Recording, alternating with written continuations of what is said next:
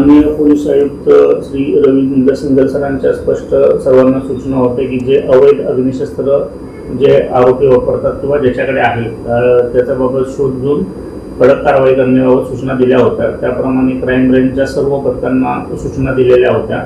त्या अनुसार सामाजिक सुरक्षा पथक जे क्राईम ब्रँचचं एक महत्त्वाचं पथक आहे, त्या पथकानं परवा एका त्या पथकाला गोपनीय माहिती मिळाली आणि त्या माहितीच्या अनुषंगानं गेले 3 ते 4 दिवस आपण त्या संबंधित आरोपीचा शोध घेत होतो आणि काल त्याच्यामध्ये माहितीप्रमाणे सत्यता आढळून आलेलं आहे। त्या व्यक्तीला ताब्यात घेण्यात आलेलं आहे। त्याच्याकडं एक अग्निशस्त्र त्याचबरोबर एक जिवंत बुलेटसुद्धा मिळून आलेला आहे।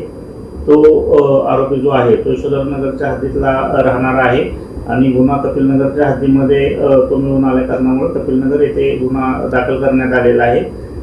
सदर आरोपी जो आहे त्याच्यामध्ये त्या आरोपीचं नाव नदीम अन्सारी वल्द मोहम्मद जावेद अन्सारी असं असून तो यशोधरनगर हद्दीतला राहणारा आहे।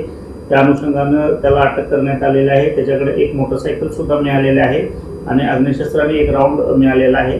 आता हे अग्निशस्त्र कुठून आणलं त्याबाबत अधिक आता सध्याचा तपास त्याचा सुरू आहे। सध्या हे गुन्हा पुढील तपासासाठी कपिलनगर पोलीस स्टेशन इकडे देण्यात आलेलं आहे। सामाजिक सुरक्षा विभाग जो गुन्हे शाखेतील एक महत्त्वाचा विभाग आहे, त्या पथकामार्फत पोलीस निरीक्षक राहुल शिरे आणि त्यांच्या पथकाने ही कारवाई केलेली आहे आणि याच्यामध्ये टोटल एक दुचाकी वाहन, आरोपीचा मोबाईल आणि वेपन असा 2,02,000चा मुद्देमाल जप्त करण्यात आला।